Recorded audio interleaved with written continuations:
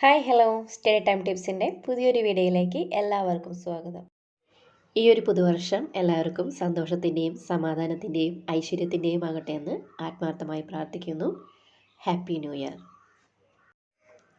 ധാരാവൈദ്യുതി എന്ന് പറയുന്ന ചാപ്റ്ററിൻ്റെ വിലയിരുത്താന്ന് പറയുന്ന ഭാഗമാണ് നമ്മൾ ഈ ഒരു വീഡിയോയിലൂടെ നോക്കുന്നത്. അപ്പോൾ നമുക്ക് ഫസ്റ്റ് ക്വസ്റ്റ്യൻ നോക്കാം. താഴെ കൊടുത്തവയിൽ രാസോർജത്തെ വൈദ്യുതോർജ്ജമാക്കുന്നത് ഏത്? Option dry cell, dynamo, solar cell. ഇതിൻ്റെ ആൻസർ വരുന്നത് ഡ്രൈ സെല്ല്.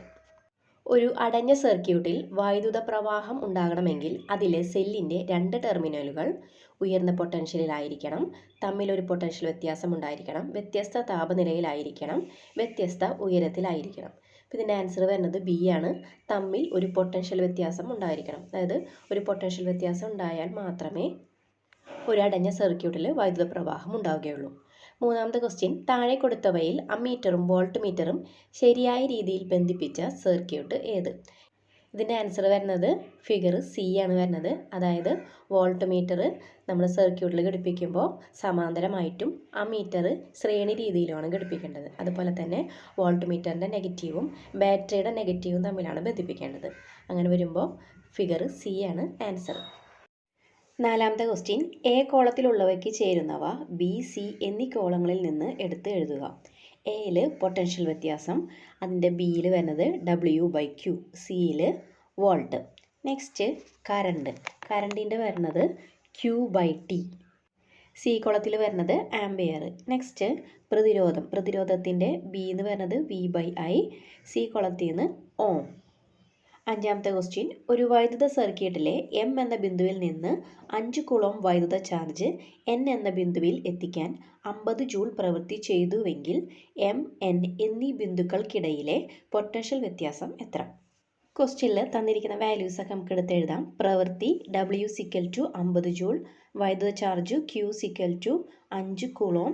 പൊട്ടൻഷ്യൽ വ്യത്യാസം നമുക്ക് കണ്ടുപിടിക്കേണ്ടത് V = W/Q. W എന്ന് പറയുന്നത് 50, Q എന്ന് പറയുന്നത് 5. 50ൽ 5 10 പ്രാവശ്യം പോവും. അപ്പോൾ നമുക്ക് കിട്ടുന്ന പൊട്ടൻഷ്യൽ വ്യത്യാസം എന്ന് പറയുന്നത് 10 വോൾട്ട് ആയിരിക്കും. അടുത്ത ക്വസ്റ്റ്യൻ നോക്കാം. താഴെ കൊടുത്തവയിൽ ബൾബുകളെ ശ്രേണി രീതിയിൽ ബന്ധിപ്പിച്ച സർക്യൂട്ടുകൾ ഏവ? ഇതിൻ്റെ ആൻസർ വരുന്നത് ബിയും സിയും ആണ്. എയും ഡിയിലും ഇടയിൽ നോക്കിയാൽ ആ സർക്യൂട്ടുകൾക്ക് ഇടയിലൂടെ ഒരു സെപ്പറേഷൻ വരുന്നുണ്ട്. സമാന്തര രീതിയിലാണ് അതുപോലത്തെ ഒരു സെപ്പറേഷൻ വരാറുള്ളത് കേട്ടോ. നടുക്കിലൂടെ ഒരു സെപ്പറേഷൻ വരുന്നത്. അടുത്ത ക്വസ്റ്റ്യൻ നോക്കാം. താഴെ കൊടുത്ത സർക്യൂട്ട് വിശകലനം ചെയ്ത് ചോദ്യങ്ങൾക്ക് ഉത്തരം എഴുതുക. സ്വിച്ച് ഓണാക്കിയാൽ സർക്യൂട്ടിലെ സഫല പ്രതിരോധം കണക്കാക്കുക. സർക്യൂട്ടിലൂടെയുള്ള കറണ്ട് എത്ര? ഈ രണ്ടെണ്ണത്തിൻ്റെ ആൻസർ നമുക്ക് ചെയ്യാം. R1 = 1 ഓം, R2 = 2 ഓം. സഫല പ്രതിരോധം R = R1 + R2, അതായത് 1 + 2 3 ഓമാണ് സഫല പ്രതിരോധം വരുന്നത്. അടുത്തത് കറണ്ട് കണ്ടുപിടിക്കാനാണ്. ഇക്വേഷൻ വരുന്നത് I = V/R. ഇവിടെ V എന്ന് പറയുന്നത് ആറും ക്യാപിറ്റൽ R എന്ന് പറയുന്നത് 3 ആണ്. 6/3 2 ഓമാണ് ഇവിടെ കറണ്ട് വരുന്നത്. C question. 2 ഓം പ്രതിരോധകത്തിന് ലഭിക്കുന്ന പൊട്ടൻഷ്യൽ വ്യത്യാസം എത്ര? D question. 1 ഓം പ്രതിരോധകത്തിലൂടെ പ്രവഹിക്കുന്ന കറണ്ട് എത്ര? അപ്പോൾ നമുക്ക് പൊട്ടൻഷ്യൽ വ്യത്യാസവും കറണ്ടും കണ്ടുപിടിക്കണം. അപ്പോൾ നമുക്കൊന്ന് ചെയ്യാം. ഇവിടെ പ്രതിരോധകം 2 ഓമാണ് എടുത്തിരിക്കുന്നത്. അതുകൊണ്ട് തന്നെ V = IR2. I എന്ന് പറയുന്നത് 2 ആണ്, R2 എന്ന് പറയുന്നത് 2 ആണ്. അപ്പോൾ 2 × 2 4 വോൾട്ടാണ് പൊട്ടൻഷ്യൽ വ്യത്യാസം. ഇനി അടുത്ത് പറഞ്ഞിരിക്കുന്നത് ഡി ക്വസ്റ്റ്യൻ പറഞ്ഞിരിക്കുന്നത് 1 ഓം പ്രതിരോധത്തിലൂടെ ഒഴുകുന്ന കറണ്ട് എത്രയാണെന്ന് ചോദിച്ചിരിക്കുന്നത്. ഈ പ്രതിരോധങ്ങൾ ശ്രേണി രീതിയിലാണ് ഘടിപ്പിച്ചിരിക്കുന്നത്. അതുകൊണ്ട് തന്നെ അതിലൂടെ ഒഴുകുന്ന കറണ്ടിൻ്റെ അളവ് എന്ന് പറയുന്നത് 2 ആംപിയർ തന്നെയായിരിക്കും. എട്ടാമത്തെ ക്വസ്റ്റ്യൻ. ഒരു വൈദ്യുത സർക്യൂട്ടിൽ ഫാനും ഫാനിൻ്റെ റെഗുലേറ്ററും തമ്മിൽ ബന്ധിപ്പിക്കുന്നത് ഏത് രീതിയിലാണ്? ഇതിൻ്റെ ആൻസർ വരുന്നത് ശ്രേണി രീതിയിലാണ്. ഒമ്പതാമത്തെ ക്വസ്റ്റ്യൻ. താഴെ കൊടുത്ത സർക്യൂട്ടുകളിൽ 10 വോൾട്ട് പൊട്ടൻഷ്യൽ വ്യത്യാസം കാണിക്കുന്ന വോൾട്ട് മീറ്റർ ഏതെല്ലാം? ഇതിൻ്റെ ആൻസർ വരുന്നത് ബിയും ഡിയും ആണ്. ശ്രേണി രീതിയിൽ പൊട്ടൻഷ്യൽ വ്യത്യാസം വിഭജിക്കപ്പെടുകയാണ് ചെയ്യുന്നത്. അങ്ങനെ വെച്ച് നോക്കുമ്പോൾ നമുക്ക് കിട്ടുന്ന ആൻസർ എന്ന് പറയുന്നത് ബിയും ഡിയും ആണ് കേട്ടോ. അപ്പോൾ നമ്മൾ ഒന്ന് നോക്കിയാൽ മതി. ഫിഗർ ഒന്ന് ശരിക്കും നോക്കിക്കഴിഞ്ഞാൽ അതിൽ നിന്ന് നമുക്ക് മനസ്സിലാവും.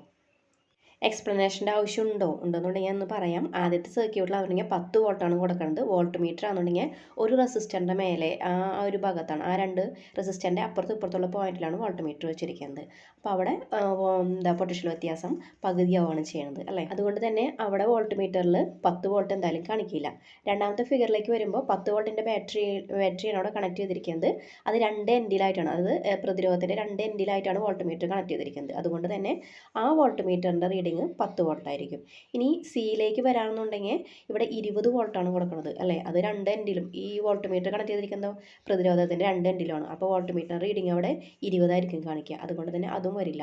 ഇനി ഡിയിലേക്ക് വരാമെന്നുണ്ടെങ്കിൽ അവിടെ ടോട്ടൽ കൊടുക്കുന്നത് 20 വോൾട്ടാണ്. അത് ഡിവൈഡ് ചെയ്യുമ്പോൾ ഒരു റെസിസ്റ്ററിലേക്ക് 10 ആയിട്ട് വരും അല്ലേ. ഒരു റെസിസ്റ്ററിൻ്റെ മുകളിലാണ് വോൾട്ട് മീറ്റർ കണക്ട് ചെയ്തിരിക്കുന്നത്. അതുകൊണ്ട് തന്നെ വോൾട്ട് മീറ്ററിൻ്റെ റീഡിങ് 10 വോൾട്ട് ആയിരിക്കും കേട്ടോ. 10ാമത്തെ ക്വസ്റ്റ്യൻ, 50 സെൻറ്റിമീറ്റർ നീളമുള്ള ഒരു കമ്പിയുടെ പ്രതിരോധം 5 ഓം ആണ്.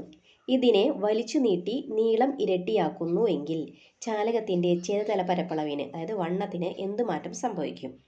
ഇതിൻ്റെ ആൻസർ വലിച്ചു നീട്ടി നീളം ഇരട്ടിയാക്കുമ്പോൾ ഛേദതല പരപ്പളവ് അല്ലെങ്കിൽ വണ്ണം പകുതിയാകുന്നു.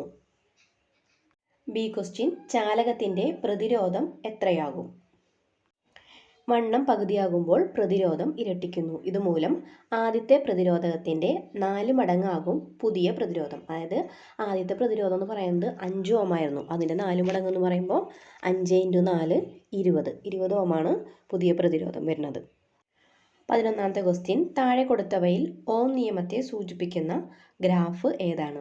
ഇതിൻ്റെ ആൻസർ വരുന്നത് ഫിഗർ സി ആണ് വരുന്നത്. ഓം നിയമത്തെ സൂചിപ്പിക്കുന്ന ഗ്രാഫ് എന്ന് പറയുന്നത് സി ആണ്. ഓം നിയമം അനുസരിച്ചിട്ട് VI ഗ്രാഫ് എന്ന് പറയുന്നത് ഒരു സ്ട്രെയിറ്റ് ലൈനിലായിരിക്കും. അത് ഒറിജിനിലൂടെ കടന്നു പോകുന്ന ഒരു സ്ട്രെയിറ്റ് ലൈൻ ആയിരിക്കും VI ഗ്രാഫ് എന്ന് പറയുന്നത്.